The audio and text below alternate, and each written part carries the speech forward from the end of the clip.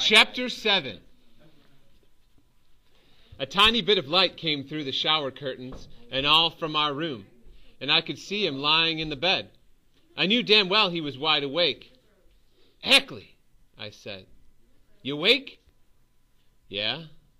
It was pretty dark, and I stepped on somebody's shoe on the floor and damn near fell on my head. It was pretty dark, and I stepped on somebody's shoe on the floor and damn near fell on my head. Ackley sort of sat up in bed and leaned on his arm.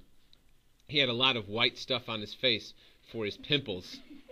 He looked sort of spooky in the dark. "What the hell are you doing anyway?" I said. "What do you mean, what the hell am I doing? I was trying to sleep before you guys started making all that noise. What the hell was that the fight about anyhow?" "Where's the light?" I couldn't find the light.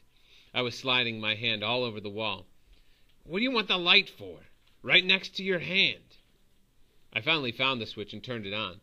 Old Ackley put his hand up so that the light wouldn't hurt his eyes. "Jesus," he said. "What the hell happened to you?" He meant all the blood and all. "I had a little goddamn tiff with Stratladder," I said. Then I sat down on the floor.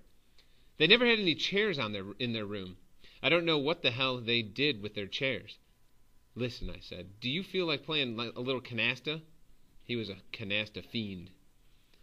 "You're still bleeding, for Christ's sake. You better put something on that." "It'll stop. Listen, you want to play a little canasta, or don't you?" "Canasta, for Christ's sake? Do you know what time it is by any chance?" "It isn't late. It's only around 11:30. "Only around?" Ackley said. "Listen, I got to get up to go to Mass in the morning, for Christ's sake. You guys start hollering and fighting in the middle of the goddamn... What the hell was the fight about anyhow?" "It's a long story. I don't want to bore you, Ackley. I'm thinking of your welfare," I told him. I never discussed my personal life with him. In the first place, he was even more stupid than Stratladder. Stratladder was a goddamn genius next to Ackley. "Hey," I said, "is it okay if I sleep in Eli's bed tonight? He won't be back till tomorrow night, will he?" I knew damn well he wouldn't. Eli went home damn near every weekend. "I don't know when the hell he's coming back," Ackley said. Boy, did that annoy me. "What the hell do you mean you don't know when he's coming back? He never comes back till Saturday nights, does he?" "No, but for Christ's sake, I can't just tell somebody they can sleep in his goddamn bed if they want to." That killed me. I reached up from where I was sitting on the floor and patted him on the goddamn shoulder. "You're a prince, Ackley kid," I said. "You know that?" "No, I mean it. I can't just tell somebody they can sleep in..." "You're a real prince. You're a gentleman and a scholar, kid," I said. He really was, too. "Do you happen to have any cigarettes by any chance? Say no, or I'll drop dead." "No, I don't, as a matter of fact." "Listen, what the hell was the fight about?" I didn't answer him. All I did was, I got up and went over and looked out the window. I felt so lonesome all of a sudden. I almost wished I was dead. "What the hell was the fight about anyhow?" Ackley said, for about the 50th time. He certainly was a bore about it. "About you," I said. "About me, for Christ's sake?" "Yeah, I was defending your goddamn honor. Stratladder said you had a lousy personality. I couldn't let him get away with that stuff." That got him excited. "He did? No kidding, he did?" I told him I was only kidding, and then I went over and laid down on Eli's bed. Boy, did I feel rotten. I felt so damn lonesome. "This room stinks," I said. "I can smell your socks from way over here. Don't you ever send them to the laundry? If you don't like it, you know what you can do." Ackley said, "What a witty guy. How about turning off the goddamn light?" I didn't turn it off right away, though. I just kept laying there on Eli's bed, thinking about Jane and all. It just drove me stark staring mad when I thought about her and Stratladder parked somewhere in that fat-assed Ed Banky's car. Every time I thought about it, I felt like jumping out the window. The thing is, you didn't know Stratladder. I knew him. Most guys at Pensy just talked about having sexual intercourse with girls all the time. Like Ackley, for instance. But old Stratladder really did it. I was personally acquainted with at least 2 girls he gave the time to. That's the truth. Tell me something of your fascinating life, Ackley kid, I said. How about turning off the goddamn light? I got to get up for Mass in the morning. I got up and turned it off, if it made him happy. Then I laid down on Eli's bed again. What are you going to do? Sleep in Eli's bed? Ackley said. He was the perfect host, boy. I may not. Don't worry about it. I'm not worried about it. Only I'd hate like hell if Eli came in all of a sudden and found some guy. Relax. I'm not going to sleep here. I wouldn't abuse your goddamn hospitality. A couple of minutes later, he was snoring like mad. I kept laying there in the dark anyway, though, trying not to think about old Jane and Stratladder in that goddamn Ed Banky's car. But it was almost impossible. The trouble was, I knew that guy Stratladder's technique. That made it even worse. We once double-dated in Ed Banky's car, and Stratladder was in the back with his date, and I was in the front with mine. What a technique that guy had.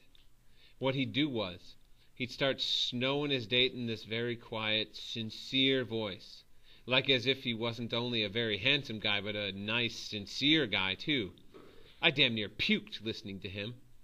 His date kept saying, "No, please, please don't, please." But old Stratladder kept snowing her in this Abraham Lincoln sincere voice, and finally there'd be this terrific silence in the back of the car. It was really embarrassing. I don't think he gave the girl the time that night, but damn near. Damn near. While I was laying there trying not to think, I heard the old Stratladder come back from the can and go in our room. You could hear him putting away his crummy toilet articles and all, and opening the window. He was a fresh air fiend. Then, a little while later, he turned off the light. He didn't even look around to see where I was at. It was even depressing out on the street. You couldn't even hear any cars anymore. I got feeling so lonesome and rotten, I even felt like waking Ackley up. "Hey, Ackley," I said in a sort of whisper, so Stratladder couldn't hear me through the shower curtain. Ackley didn't hear me, though. "Hey, Ackley!" He still didn't hear me. He slept like a rock. "Hey, Ackley!" He heard that all right. "What the hell's the matter with you?" he said. "I was asleep, for Christ's sake." "Listen, what's the routine on joining a monastery?" I asked him. I was sort of toying with the idea of joining one. "Do you have to be a Catholic and all?" "Certainly you have to be a Catholic. You bastard, did you wake me just to ask me a dumb go back to sleep. I'm not going to join one anyway. The kind of luck I have, I'd probably join one with all the wrong kind of monks in it. All stupid bastards. Or just bastards." When I said that, old Ackley sat way the hell up in bed. "Listen," he said, "I don't care what you say about me or anything, but if you start making cracks about my goddamn religion, for Christ's sake." "Relax," I said. "Nobody's making any cracks about your goddamn religion." I got up off Eli's bed and started towards the door. I didn't want to hang around in that stupid atmosphere anymore. I stepped on the way through and picked up Ackley's hand, gave him a big, phony handshake. He pulled it away from me. "What's the idea?" he said. "No idea. I just want to thank you for being such a goddamn prince, that's all," I said. I said it in this very sincere voice. "You're aces, Ackley kid," I said. "You know that?" Wise guy. "Someday somebody's going to bash your—" I didn't even bother to listen to him. I shut the damn door and went out into the corridor. Everybody was asleep or out or home for the weekend, and it was very, very quiet and depressing in the corridor. There was this empty box of Colino's toothpaste outside Lee E. and Hoffman's door, and while I walked down towards the stairs, I kept giving it a boot with this sheep-lined slipper I had on. What I thought I'd do? I thought I might go down and see what old Mal Brossard was doing. But all of a sudden, I changed my mind. All of a sudden, I decided what I'd really do. I'd get the hell out of Pensy. Right that same night and all. I mean, not wait till Wednesday or anything. I just didn't want to hang around anymore. It made me too sad and lonesome. So what I decided to do, I decided I'd take a room in a hotel in New York, some very inexpensive hotel and all, and just take it easy till Wednesday. Then, on Wednesday, I'd go home all rested up and feeling swell. I figured my parents probably wouldn't get old Thurmer's letters saying I'd been given the axe till maybe Tuesday or Wednesday. I didn't want to go home or anything till they got it and thoroughly digested it and all.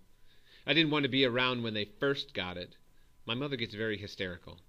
She's not too bad after she gets something thoroughly digested, though. Besides, I sort of needed a little vacation. My nerves were shot. They really were.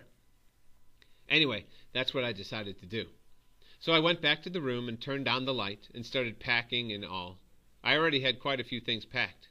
Old Stratlatter didn't even wake up. I lit a cigarette and got all dressed, and then I packed these 2 Gladstones I had. It only took me about 2 minutes. I'm a very rapid packer. One thing about packing depressed me a little. I had to pack these brand new ice skates my mother had practically just sent me a couple of days before.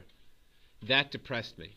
I couldn't see my mother going in Spalding's and asking the salesman a million dopey questions, and here I was getting the axe again. It made me feel pretty sad. She bought me the wrong kind of skates. I wanted racing skates, and she bought me hockey. But it made me sad anyway. Almost every time somebody gives me a present, it ends up making me sad. After I got all packed, I sort of counted my dough. I don't remember exactly how much I had, but I was pretty loaded. My grandmother just sent me a wad about a week before. I have this grandmother that's quite lavish with her dough. She doesn't have all her marbles anymore. She's old as hell. And she keeps sending me money for my birthday about 4 times a year. Anyway, even though I was pretty loaded, I figured I could always use a few extra bucks. You never know. So what I did was, I went down the hall and woke up Frederick Woodruff, this guy I'd lent my typewriter to. I asked him how much he'd give me for it. He was a pretty wealthy guy. He said he didn't know. He said he didn't much want to buy it. Finally, he bought it, though. It cost about 90 bucks, and all he bought it for was 20. He was sore because I'd woke him up. When I was all set to go, when I had my bags and all, I stood for a while next to the stairs and took a last look down the goddamn corridor. I was sort of crying. I didn't know why. I put my red hunting hat on and turned the peak around to the back the way I liked it, and then I yelled at the top of my goddamn voice, "Sleep tight, you morons!" I'll bet I woke up every bastard on the whole floor. Then I got the hell out. Some stupid guy had thrown peanut shells all over the stairs, and I damn near broke my crazy neck.